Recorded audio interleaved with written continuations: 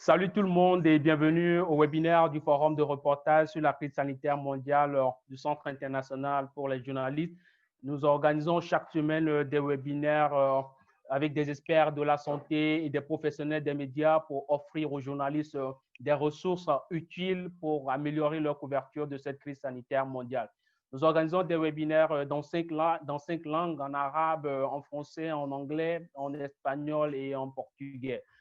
C'est le forum francophone et si vous êtes francophone, si vous êtes journaliste ou expert de la santé ou vérificateur d'informations ou membre des organisations de défense de la liberté des médias, rejoignez ce forum, il est à vous. C'est un espace de travail pour toutes ces personnes-là qui sont engagées dans une réponse collective à la pandémie du COVID-19. Ce jeudi, notre webinaire porte sur la recherche vaccinale et nous avons l'honneur de recevoir deux grands experts pour discuter de cette thématique. J'aimerais vous présenter le pharmacien référent vaccin à la campagne d'accès aux médicaments de Médecins sans frontières, le docteur Alain Alsani. Merci pour l'honneur que vous nous faites d'accepter notre invitation. Merci à vous. Le second invité est le médecin camerounais Hassan Ben Barchi, qui a été auparavant en service à l'ex-délégation régionale de la santé publique de la Madoua et qui travaille également pour l'OMS au Cameroun, mais il n'a pas encore rejoint ce webinaire. Nous allons commencer avec M. Alain dans l'espérance qu'il se joigne également à nous. Vous me connaissez, je suis Kossi Balao, je suis le directeur du Forum de reportage sur la crise sanitaire mondiale. Avec mes invités, nous ferons le point de la recherche vaccinale contre le COVID-19. Nous savons que plusieurs laboratoires et industries pharmaceutiques se sont lancés dans une compétition mondiale pour trouver un vaccin capable d'offrir une immunité face au coronavirus. Et actuellement, plus de 150 vaccins sont en développement dans le monde. Et les premiers résultats de ces essais cliniques sont encourageants. Mais est-ce que ces vaccins seront-ils à 100% efficaces et quand seront-ils disponibles? Est-ce qu'on peut vraiment compter sur les vaccins? Comment fonctionne-t-il? Où en sont les recherches et est-ce que ces vaccins auront des effets secondaires? Donc, voilà les questions que nous poserons à nos invités pendant 40 minutes et les dernières 20 minutes seront consacrées aux réponses, aux questions et réponses des participants qui nous suivent. Si vous nous suivez directement dans le groupe Facebook, posez vos questions dans les commentaires, mais si vous êtes avec nous dans l'application Zoom, postez ou soumettez vos questions dans la boîte de chat qui est juste en bas de vos écrans. Nous allons commencer avec le médecin, avec autant pour moi, Monsieur Alain. On entend souvent dire que les procédés de fabrication d'un vaccin sont très complexes. Pouvez-vous nous expliquer comment on fabrique les vaccins?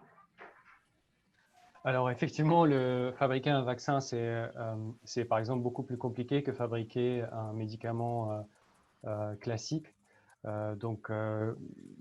Généralement, on imagine, par exemple, si on pense à un des médicaments aujourd'hui dont on entend beaucoup parler, le Remdesivir, je suis sûr que tout le monde en a entendu parler ici. C'est un médicament qui a été développé par une firme américaine, Gilead, et qui est aujourd'hui approuvé comme l'un des traitements les plus prometteurs contre le Covid.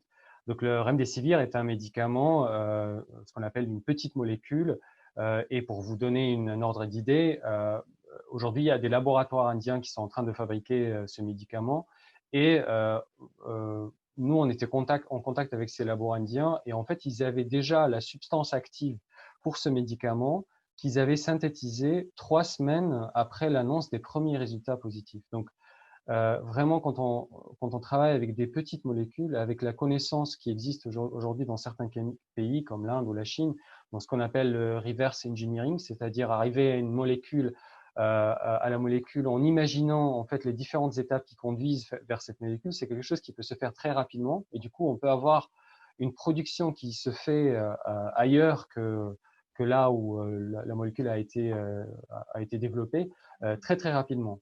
Dans le cas des vaccins, on a souvent affaire, pas souvent, tout le temps affaire en réalité à des produits biologiques qui sont très complexes et qui impliquent, donc selon les plateformes utilisées, des procédés de fabrication plus complexes parce qu'on est en train de travailler avec soit des virus pour les vaccins qui sont destinés à lutter contre des maladies virales, soit alors des bactéries, ou alors on va travailler avec des composants de ces virus ou des bactéries. Donc, par exemple, un des composants phares qu'on utilise pour le vaccin contre le Covid, c'est la spike protéine. C'est une protéine qu'on retrouve à la surface de l'enveloppe du virus.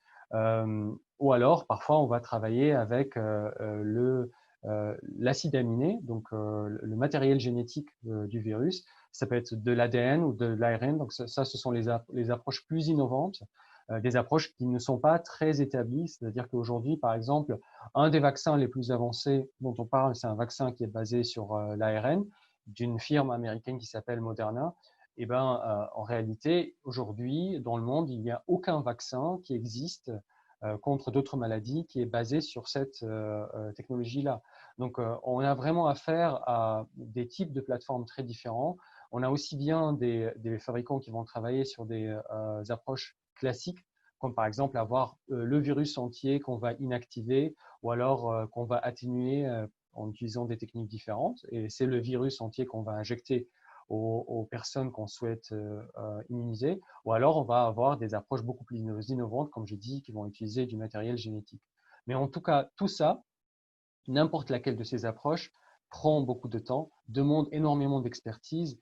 Et à la différence des médicaments, en réalité, quand on regarde, on fait un mapping au niveau mondial des différentes capacités de production et capacités de R&D qu'on a, on se rend très rapidement compte qu'en fait, on fait face à une situation où la capacité de production est concentrée dans très peu de pays. Donc, même si on parle de la production dans des pays émergents ou pays en développement, elle est très concentrée. Aujourd'hui, l'Inde est, par exemple, le fournisseur numéro 1 mondial en termes de volume de vaccins qu'utilisent des organisations comme MSF ou des gouvernements en Afrique subsaharienne ou en Asie.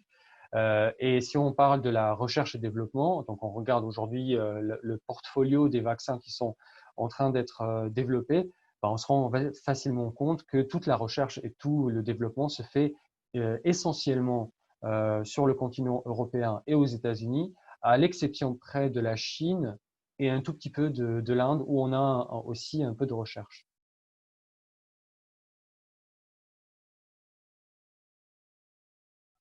Vous avez tout de suite dans votre allocution mentionné l'industrie pharmaceutique américaine Moderna, mais il y a aussi l'AstraZeneca et puis la Sanofi. Et chacun de ces laboratoires sont naturellement concurrents ils ont un objectif commun qui est celui de concevoir rapidement un vaccin efficace contre le COVID-19 afin d'accroître l'immunité collective. Et ma question, c'est de savoir, est-ce que cette compétition mondiale est une bonne nouvelle?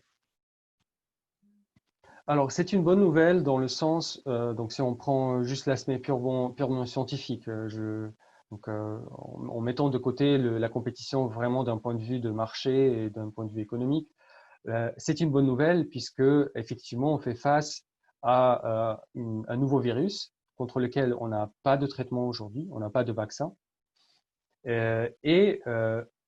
Étant donné que ça c'est quelque chose qu'on sait statistiquement que en fait la recherche médicale est par essence une entreprise très risquée. C'est-à-dire que quand on voit un médicament, un vaccin entrer en phase 1 d'essai clinique, en réalité, il a 90% de chances d'échouer. Donc, plus on a de candidats qui sont en compétition, comme vous dites, plus finalement on a de chances qu'un de ces candidats va réussir. Donc voilà, si on fait vraiment des maths de base, on a besoin de 10 candidats pour qu'il y en ait un au moins qui réussisse.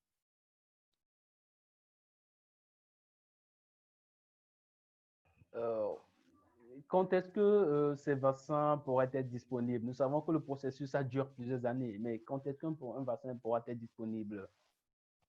Alors, vous avez tout à fait raison. Normalement, un processus de R&D et de mise en production d'un vaccin est très, très long. Donc, souvent, en moyenne, on parle de temps enfin, voilà, on parle d'une dizaine d'années pour qu'un vaccin progresse des essais donc précliniques sur les animaux. Il entre dans la phase d'essai clinique, ces 3 phases qui sont généralement étalées sur plusieurs années. Ensuite, il faut concevoir un processus de fabrication à grande échelle, puisque pour les essais cliniques, d'habitude, on produit à petite échelle, parce qu'on essaie le vaccin sur un petit nombre d'individus. Et bien sûr, tout ça, généralement, on le fait aussi avec beaucoup de précautions financières, puisque comme je viens de vous dire, comme le risque d'échec est très élevé, les investisseurs ne sont pas très, ouais, ils sont pas très enclins à mettre beaucoup de ressources en avant parce qu'ils ne savent pas très bien si ça va marcher ou pas. Ce qui s'était passé là, c'est que en réalité, on a énormément compressé ces temps de travail et de R&D, et les premiers vaccins qui sont entrés en essai clinique l'ont fait un mois après le séquençage du virus. Donc c'est vraiment quelque chose, c'est du jamais vu. Donc on travaille dans des temps très compressés. Ce qui est bien sûr c'est un impératif qui a été imposé par les États qui ont les moyens et qui sont en train d'investir. C'est les États aujourd'hui, c'est pas les investisseurs privés qui sont en train de payer pour la R&D, qui sont en train de payer pour la mise à l'échelle de la fabrication des vaccins. Donc c'est eux qui prennent les risques et ils demandent en contrepartie aux firmes pharmaceutiques de le faire aussi rapidement que possible. Donc on passe du coup de plusieurs années à entendre qu'on a les premières annonces qui ont été faites pour des vaccins qui potentiellement seront disponibles dès la fin 2020, ce qui est vraiment une prouesse. Cette question est une préoccupation pour vous au sein de Médecins sans frontières. Nous savons que même lorsque un vaccin sera disponible, il y a déjà des défis en termes de répartition équitable des doses à travers le monde en fonction des besoins. Et il y a certains États même qui ont déjà commandé des réservations des doses de vaccins. Ma question pour la plupart des Africains, est-ce qu'un vaccin sera-t-il disponible comment seront-ils accessibles aux Africains lorsqu'il y aura un vaccin? Alors, vous êtes au courant de l'existence pour des pays les moins fortunés de mécanismes d'accès au vaccin. Donc, c'est un mécanisme qui existe depuis le début des années 2000, Gavi, qui est un mécanisme donc, qui est financé par des États et des fondations privées telles que la fondation Gates.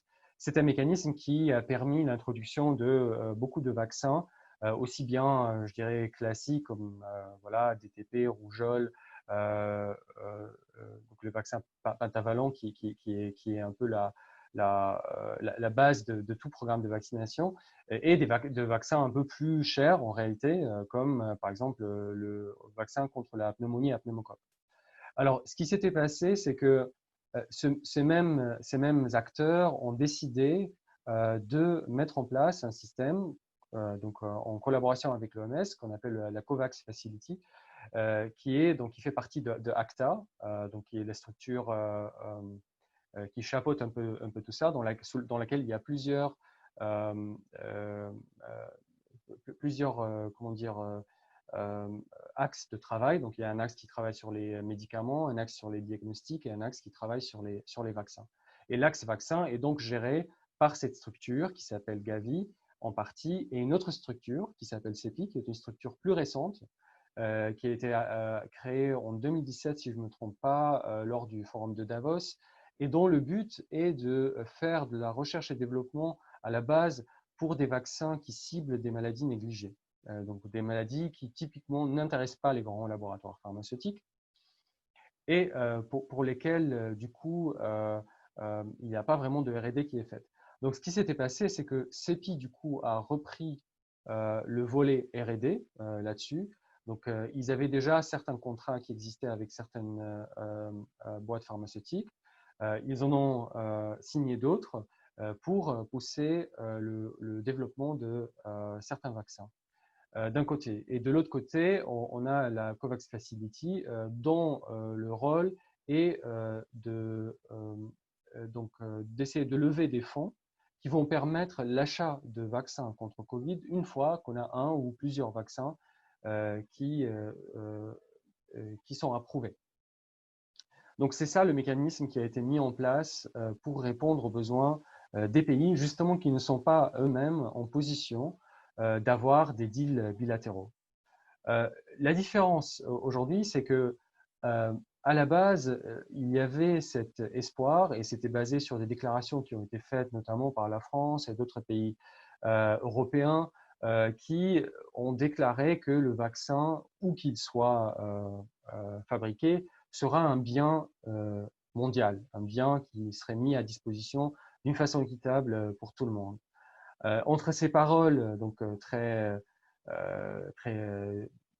élogieuse et puis la réalité, bien sûr, il y a eu malheureusement un gap et la réalité, c'est que très vite, déjà les États-Unis ont commencé à signer des accords bilatéraux avec certaines firmes pharmaceutiques les plus avancées et finalement les Européens ont suivi leur exemple et ont commencé eux aussi à signer des deals bilatéraux avec très souvent les mêmes boîtes pharmaceutiques.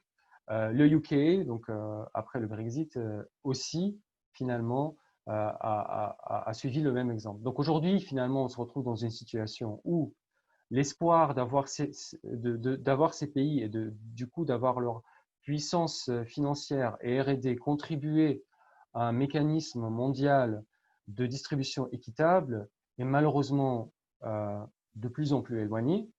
Et on se retrouve face à une situation où très probablement les premiers lots de vaccins produits vont aller dans les mains de ces économies riches, qui contrôlent non seulement le côté financier, mais comme je viens de dire, la majorité des efforts de recherche et développement, et si on regarde où se trouvent géographiquement les firmes pharmaceutiques les plus avancées, eh ben, c'est bien en Europe et aux États-Unis.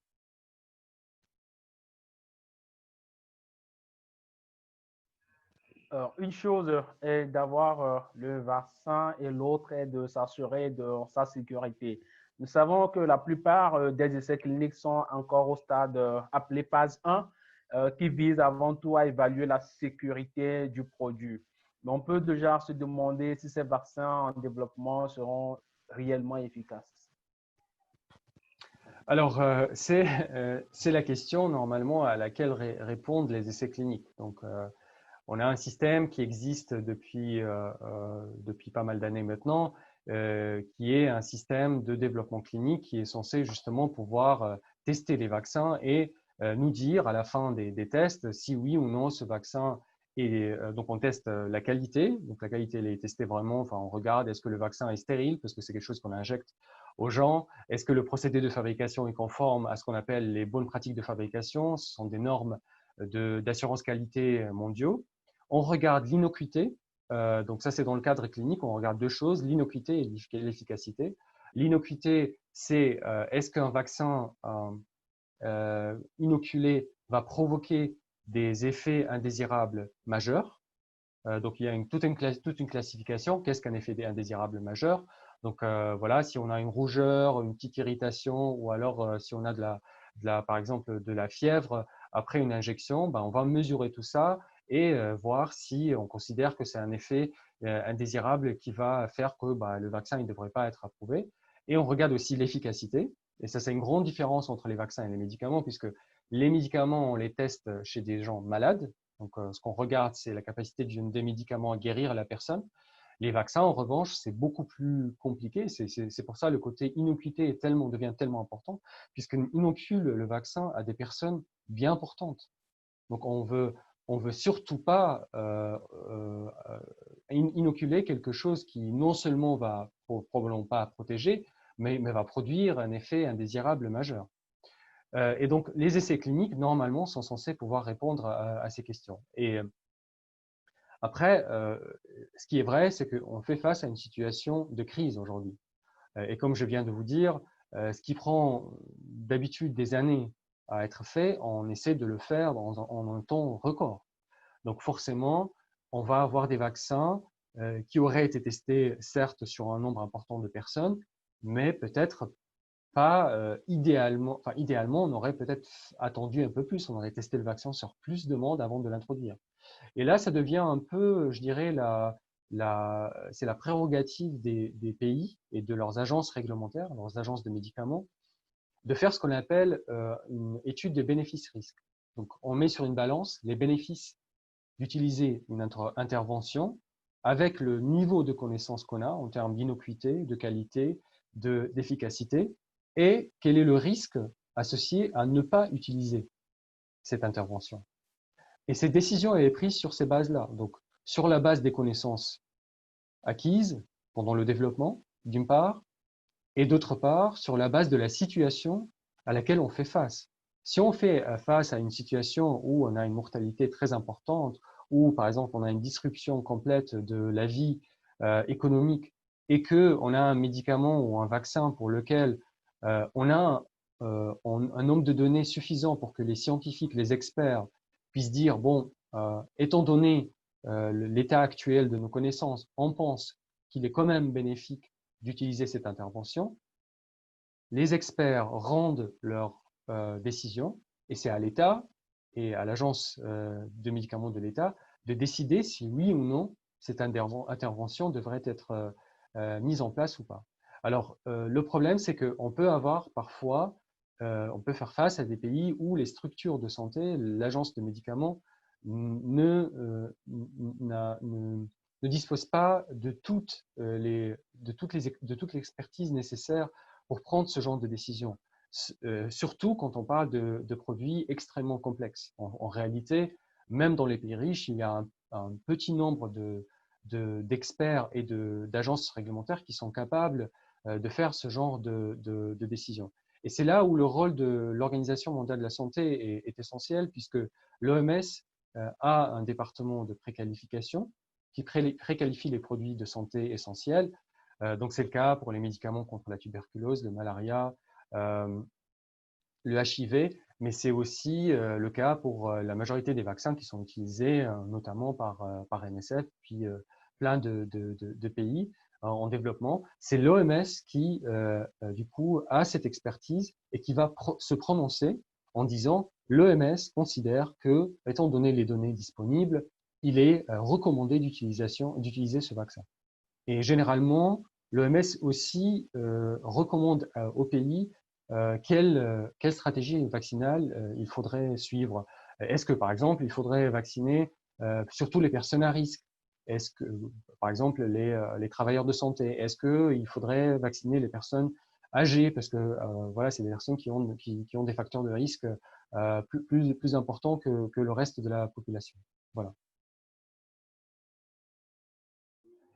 Vous avez mentionné tout de suite l'OMS et nous savons qu'à ce jour, 6 mois après l'émergence de la maladie du coronavirus, l'Organisation mondiale de la santé n'a toujours pas encore recommandé un traitement et tout le monde aujourd'hui se penche sur le vaccin. Mais est-ce que le vaccin est aujourd'hui la seule voie du salut, le seul espoir pour la planète? Alors, ce n'est pas le seul espoir. Je dirais c'est un peu comme pour les autres vaccins. Est-ce que le vaccin contre la rougeole est le seul espoir pour arrêter la rougeole? Oui, en partie. Et d'ailleurs, il y a une initiative pour éliminer complètement la rougeole. Après, il faut voir à quel point c'est réaliste. Donc, ça dépend vraiment des maladies. Il y a certaines maladies qu'on va pouvoir complètement éliminer avec un vaccin. Il y a d'autres, et ça dépend aussi de l'efficacité, comme vous avez mentionné dans votre introduction du vaccin. Si on a un vaccin qui n'est pas à 100% efficace, donc par exemple, le vaccin contre la rougeole est extrêmement efficace. Donc, si un enfant est vacciné contre la rougeole, il y a 95% de chances qu'il va être protégé contre la rougeole. On ne sait pas encore à quel point les vaccins contre Covid vont être efficaces. Donc voilà, si on a un vaccin qui est efficace à 70%, qui est efficace surtout chez les jeunes, pas trop chez les vieux, donc tout ça, c'est des éléments qui vont aussi nous guider un peu dans la stratégie. Donc c'est difficile de dire est-ce que le vaccin c'est le salut. Donc non, probablement aujourd'hui, étant donné ce qu'on sait, plutôt ce qu'on ne sait pas, parce que c'est beaucoup plus de choses qu'on ne sait pas aujourd'hui. Ce ne sera pas le seul. Donc, il va falloir continuer les efforts de distanciation sociale, il va falloir continuer les efforts de protection des personnels de santé, mais ce sera un outil en plus à rajouter dans l'arsenal des pays pour lutter contre Covid. Et c'est sans doute un outil très significatif, surtout si le vaccin s'avère être efficace. Dans ce cas-là, ça va être vraiment quelque chose qui va permettre de sortir de cette nouvelle normalité, comme on l'appelle, où voilà, c'est pas du tout normal en fait la situation dans laquelle on est aujourd'hui.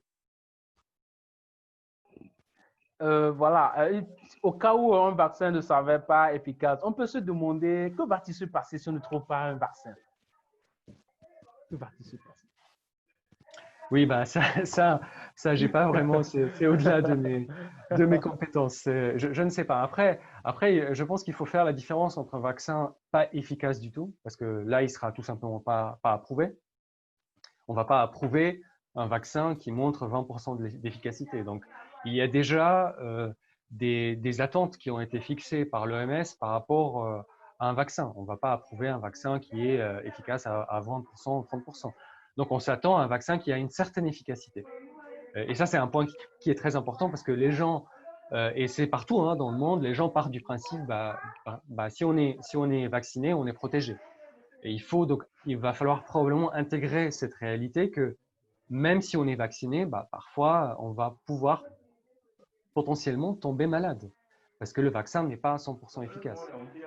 Donc voilà, c'est quelque chose je pense qu'il va falloir intégrer dans dans la communication aussi au niveau de la santé publique. Nous allons commencer la deuxième partie de ce webinaire qui consiste à recueillir les questions des participants. Il y a un journaliste qui pose une question, il dit « Plus de 100 tests actuellement en cours, mais quelle est la part de l'Afrique ?» Comme d'habitude, les Africains ont-ils un vaccin qui arrive d'ailleurs? Les Africains attendent-ils un vaccin venant d'ailleurs? Voilà, et il ajoute « Il y a toutes les rumeurs autour des vaccins supposés réduire la population africaine dont Bill Gates serait le principal instigateur. Qu'en est-il exactement? » Et la seconde question, c'est de savoir quelle foi les Africains peuvent accorder aux vaccins qui vont arriver dans ces conditions. C'est un participant qui pose la question. D'accord. Alors, sur la première question, donc est-ce que c'est un vaccin qui vient d'ailleurs? Malheureusement, oui, c'est un vaccin qui va venir d'ailleurs. La raison, alors il y a deux choses. Sur les essais cliniques, effectivement, il y a très peu d'essais cliniques aujourd'hui donc impliquant les vaccins. Un des candidats vaccins Covid qui se passe en Afrique. Le seul essai clinique dont moi je suis au courant concerne le vaccin AstraZeneca qui se passe en Afrique du Sud. Autrement, à ma connaissance, il n'y en a pas d'autres. Je sais, donc il y a une institution qui regroupe un certain nombre de pays africains qui s'appelle AVAREF, qui est une institution qui regroupe en fait des agences réglementaires et des commissions d'éthique qui justement permettent de faciliter aux boîtes pharmaceutiques désirant conduire des essais cliniques en Afrique, il leur facilite les démarches administratives et le passage par toutes les commissions éthiques et réglementaires nécessaires pour mettre en place un essai clinique. Donc, je sais qu'ils sont en train de travailler et en train de contacter des fabricants pour qu'il y ait des essais cliniques aussi faits en Afrique. Maintenant, l'origine du vaccin, pour être parfaitement honnête avec vous, oui, je pense que le vaccin, les premières doses vont probablement venir d'une usine américaine ou européenne. Dans un premier temps, on espère, il y a d'autres pays comme l'Inde, la Chine, qui vont aussi commencer la production, mais ça très probablement, ça va être dans un deuxième temps. Alors, à l'exception près de AstraZeneca, puisque pour AstraZeneca, des doses sont d'ores et déjà en production sur le site d'un des géants de la production de vaccins qui s'appelle Serum Institute of India. Donc, eux, ils sont déjà en train de produire et ils pensent pouvoir produire d'ici la fin de l'année quelque chose comme 1 milliard de doses. Voilà, donc c'est un peu ça la distribution aujourd'hui de la fabrication. Et pardon, la deuxième partie de cette question, c'était… Vous êtes en sourdine. Il y a toutes les rumeurs autour de vaccins supposés réduire la population africaine dont Bill Gates serait le principal instigateur. Qu'en est-il exactement? Et quelle foi les Africains peuvent accorder aux vaccins qui vont arriver dans ces conditions? Alors, ce type de rumeur, donc moi j'ai travaillé notamment sur le vaccin contre Ebola et l'utilisation de ce vaccin en République démocratique du Congo. c'est le même type de rumeur qu'on entendait et qu'on continue à entendre aussi au sujet de vaccins. Donc, je pense, et c'est pas très différent d'ailleurs des humeurs qu'on entend aussi en Europe. Donc, il y a un vrai mouvement anti-vaccin aujourd'hui, un peu partout dans le monde. Euh, Après, les profils sont différents, la logique est peut-être différente d'un endroit à un autre, mais je pense que le point commun est de dire bah, les vaccins en fait font plus de mal que de bien. Après, parfois, c'est poussé à des niveaux un peu, je dirais, plus critiques. On va dire que le vaccin, c'est un outil presque géopolitique pour voilà, réduire la population, faire du mal à une nation en entier. Voilà, enfin, je n'ai pas beaucoup de choses à dire là-dessus. Moi, je peux commenter sur ce que je sais, c'est-à-dire les vaccins aujourd'hui qui sont en essai clinique. Et je peux vous dire que c'est des vaccins qui proviennent de fabricants qui, étant donné le contexte que je viens de vous décrire, c'est-à-dire un contexte d'épidémie, un contexte on essaie de faire des choses beaucoup plus rapidement que d'habitude, qui essaie de respecter les normes et je dirais les normes du métier de recherche et développement, du métier de mise en fabrication d'un vaccin et du métier aussi des essais cliniques. Après, il y a un autre problème qui est très, enfin, je le sais parce que c'est aussi quelque chose sur quoi je travaille, c'est la question des produits falsifiés ou des produits sous-standards qui aujourd'hui circulent sur certains marchés. Généralement, il y a une association très forte entre la capacité d'un État et de ses agences réglementaires à contrôler un marché et la quantité de produits falsifiés qu'on va retrouver. Donc plus la capacité de contrôle est importante, moins on aura de produits falsifiés. Et effectivement, quand on est dans une situation de pénurie, quand on est dans une situation où on a des bruits dans tous les sens qui nous disent oui, il y a un traitement miracle, il faut absolument l'avoir. Bah oui, il y a des gens qui vont profiter de ça, des criminels qui vont profiter de ça et qui vont mettre sur le marché des produits qui n'ont aucune valeur et qui vont non pas seulement apporter aucun bénéfice, mais qui vont en fait faire du mal. Ils vont faire du mal aussi à la réputation des vaccins qui sont de bonne facture, des vaccins qui sont des bons vaccins. Donc ça, c'est quelque chose de très important, c'est un grand risque. Après, voilà, enfin, c'est une situation avec laquelle je pense les États essaient de se battre, enfin, contre laquelle les États essaient de se battre. Et une façon de faire ça, c'est d'empêcher toute vente de vaccins sur le marché privé et de dire le vaccin n'est accessible qu'à travers le secteur public, qu'à travers les institutions de l'État et des hôpitaux étatiques.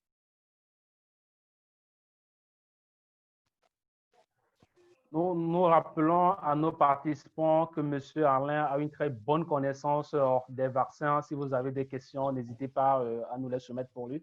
Il y a une question qui vient d'arriver, mais cette fois-ci par mail. Un participant demande qui finance les vaccins. Une grosse question. Alors, comme je viens de dire, aujourd'hui, donc on a un mélange vraiment, quand on regarde les acteurs qui sont impliqués dans la recherche vaccinale, on a un mélange de ce qu'on appelle des biotech, donc des petites et moyennes entreprises, et des géants de l'industrie pharmaceutique, tels que Pfizer, Merck, Sanofi. Ils sont tous aujourd'hui dans la course pour un vaccin Covid. Alors, en termes de financement, vraiment, ça va dépendre des différents acteurs. Mais je dirais un trait commun aujourd'hui, comme je l'ai mentionné, c'est l'État. L'État aujourd'hui, les États riches qui possèdent les fonds nécessaires sont aujourd'hui les plus grands investisseurs à risque, comme je viens d'expliquer aussi, comme c'est un investissement à risque. Donc les États, vu les conséquences économiques et de santé publique désastreuses liées à Covid et le fait qu'effectivement on a du mal un peu à voir le bout du tunnel, ils sont prêts à investir beaucoup d'argent et de fonds afin que les industries pharmaceutiques fassent voilà, la recherche et développement et déjà commencent à produire des vaccins qui seraient du coup disponibles pour le vaccin qui va réussir dès les premiers résultats positifs. Après, il y a aussi effectivement le financement. Bah, voilà, on entend il y a des fonds d'investissement privés qui sont impliqués parfois, il y a des hedge funds aussi qui sont impliqués dans le financement. Mais je dirais vraiment, quand on regarde le gros du financement, c'est quand même les États aujourd'hui.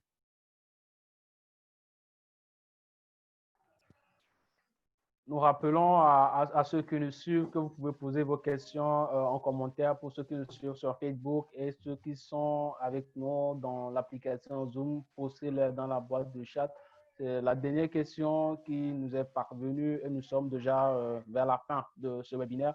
La question, c'est de savoir combien de doses faut-il pour vacciner la planète entière? C'est une très bonne question. Alors, l'OMS s'attelle à cette tâche. Ils essaient d'imaginer un peu les différents scénarios. Alors, la planète entière, bah, ce serait la population entière de la planète. Après, la question, elle est de quel serait combien de doses on a besoin. Comme vous savez, il y a certains vaccins, comme par exemple comme la fièvre jaune, où on va vacciner une fois et ça va procurer une immunité presque à vie. Il y a d'autres vaccins, on va avoir besoin d'un rappel, donc une deuxième dose, parfois même une troisième dose, pour construire une immunité qui va durer dans le temps. Donc ça, c'est un élément important. On ne sait pas encore si voilà, on va avoir affaire à un vaccin qui nécessite plutôt une dose ou deux doses. Et bien sûr, c'est quelque chose de très important.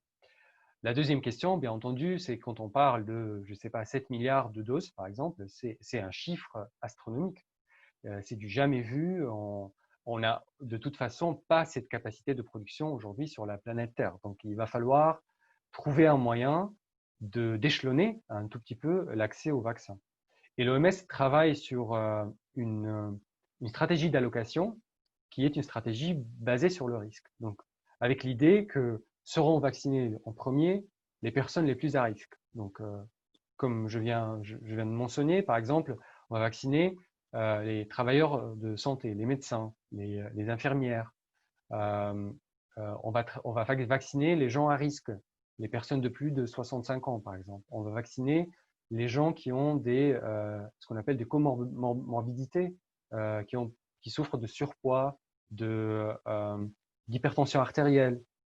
Donc, c'est des éléments qu'on est, donc, je dirais, épidémiologiques. Enfin, plus on avance, plus on en sait sur la maladie, et plus on arrive à établir vraiment les facteurs de risque.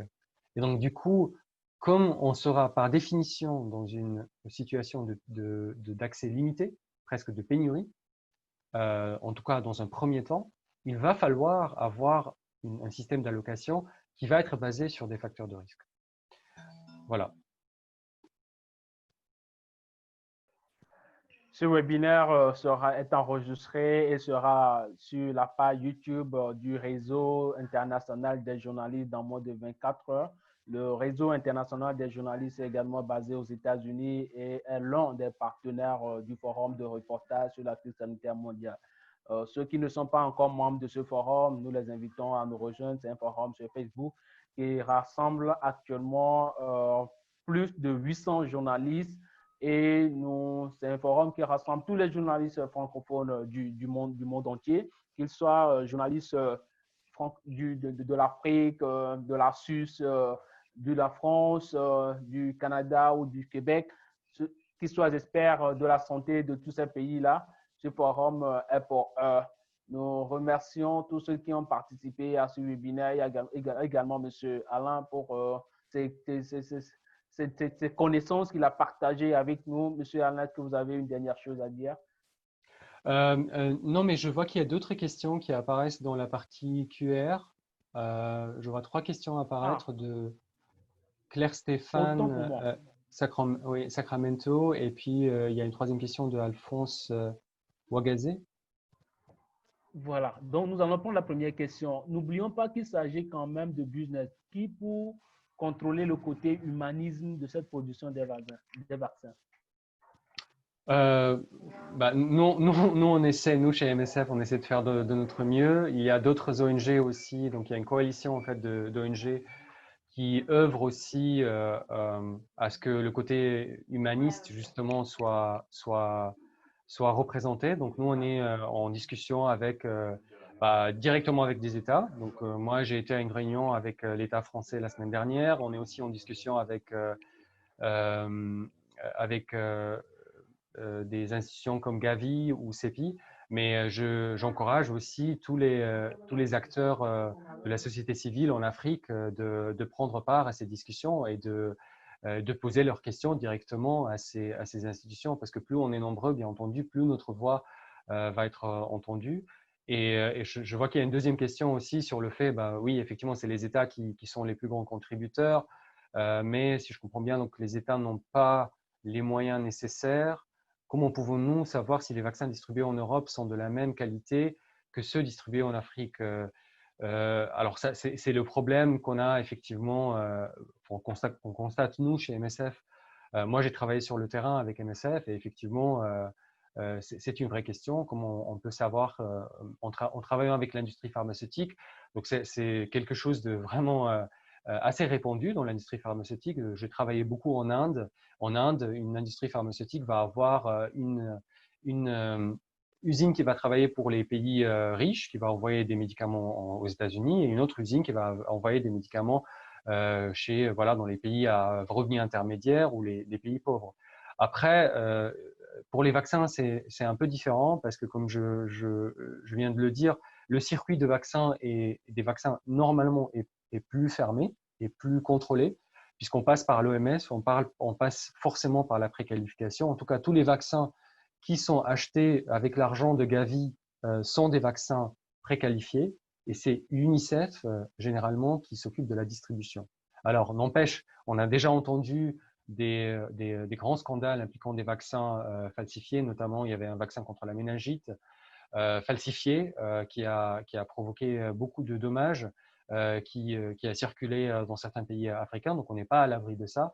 Et ça, effectivement, voilà, malheureusement, il n'y a pas grand-chose qu'on puisse faire, c'est aux États d'essayer de gérer ça. Mais j'espère en tout cas pour le vaccin contre le Covid, si on suit ce circuit-là, si les États suivent ce circuit-là et qu'on empêche les vaccins d'être vendus sur le marché privé, on va éviter ce genre de problème.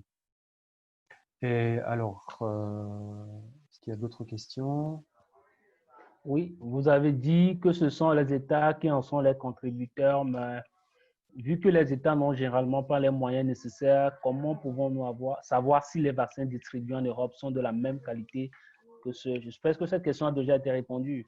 Oui, tout à fait.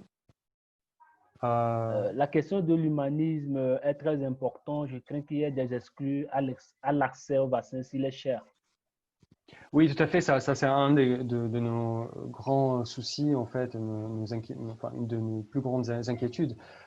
C'est comme je vous ai dit, comme aujourd'hui les pays riches sont en train de signer tous ces accords bilatéraux, il est en fait fortement probable que les premières doses aillent chez les pays riches et qu'on soit dans une posture où il va falloir attendre encore un an ou un an et demi avant que des vaccins puissent arriver entre les mains en fait de Gavi et être distribués d'une façon selon les recommandations de l'OMS. Donc nous, on est en train de travailler là-dessus. Malheureusement, je pense d'une façon réaliste, il serait difficile de convaincre les pays riches de faire marche arrière sur les accords bilatéraux. Ce qu'on essaie de faire, c'est de voir si on peut les convaincre de en fait contribuer avec ceux qui vont acheter, contribuer au mécanisme d'allocation internationale. Et ça va permettre justement, comme je vous ai dit, de toute façon, au niveau mondial, il y aura une situation d'approvisionnement très, très serré, en tout cas dans un premier temps, et que la seule façon d'en faire bénéficier tout le monde, c'est d'avoir un système d'allocation et de rationnement qui est basé sur des facteurs de risque. Donc, on est en train de travailler dessus. Et encore une fois, j'encourage toute la société civile en Afrique de faire de même, de réclamer la part de l'Afrique de ces vaccins, parce que c'est très important pour que les systèmes de santé en Afrique puissent répondre, que au moins les travailleurs de santé africains soient protégés, que les personnes les plus à risque en Afrique soient protégées. Il n'y a aucune raison pour que les premières doses, aucune raison à part l'argent, n'est-ce pas, pour que les premières doses, pour que quelqu'un qui ne soit pas à risque dans un pays riche obtiennent le vaccin avant un travailleur de santé dans un pays africain. Ça n'a aucun sens, en fait, d'un point de vue médical et de santé publique.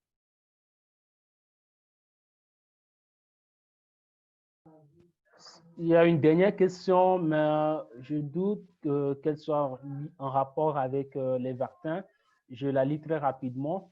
Les chercheurs français ont découvert les microbes de corona dans l'air usé qui sont stockés dans les plafonds des chambres de malades. Quelle est la stratégie d'endiguer le pire qui perdure encore? Alors là, ça dépasse mes Ouais, compétences. ça Je suis dépasse. Et puis désolé, ça, ce n'est pas une question. Voilà. je suis désolé, je ne vais pas pouvoir répondre à cette question. Voilà. Est-ce que vous avez une dernière chose à ajouter, Monsieur Alain? Non, voilà, je veux juste réitérer ce que je viens de dire, c'est-à-dire que vraiment au niveau local, dans votre réseau, si vous pouvez continuer, voilà, continuer votre travail, c'est très très bien de faire ce que vous êtes en train de faire. Nous, on est toujours ouvert à partager l'information. On peut, de par notre position, parfois avoir accès à des informations qui ne sont peut-être pas accessibles à vous. On discute aussi, par ailleurs, avec des représentants de vos gouvernements, mais c'est vraiment très important que la société civile en Afrique contribue à ça et contribue à cette lutte pour avoir accès au vaccin. Monsieur Alain, durant cette crise sanitaire, l'information est une question de vie et de mort ou de mort, et il y a tellement d'infodémies, de fausses nouvelles, de fausses informations qui circulent sur Internet. Et le but de ces webinaires, c'est justement d'apporter de la bonne information parce que nous pensons qu'avec de la bonne information, nous pouvons sauver des vies. Nous vous remercions pour ce temps que vous avez passé avec nous et pour ces connaissances que vous avez partagées avec ces participants. Et puisque ce webinaire est diffusé dans le forum de reportage, plus de 800 journalistes qui vont avoir ces informations. Merci beaucoup pour le temps que vous avez passé avec nous. Et merci également pour avoir accepté notre invitation parce qu'elle est arrivée un peu tardivement et vous n'avez pas eu suffisamment de temps, mais vous avez été vraiment à la hauteur. Et moi, franchement, je vous dis merci, monsieur Alain. Merci beaucoup à vous et continuez le travail que vous faites, c'est absolument génial. Et comme je vous ai dit, si on peut nous contribuer à ça d'une quelconque manière, n'hésitez pas à nous contacter. Merci beaucoup. Merci et très bonne soirée. Merci, au revoir. Merci à tous les participants également. La vidéo de ce webinaire sera disponible, comme je l'ai dit, dans la section vidéo du forum également sur YouTube. À bientôt et passez une excellente journée. Bye.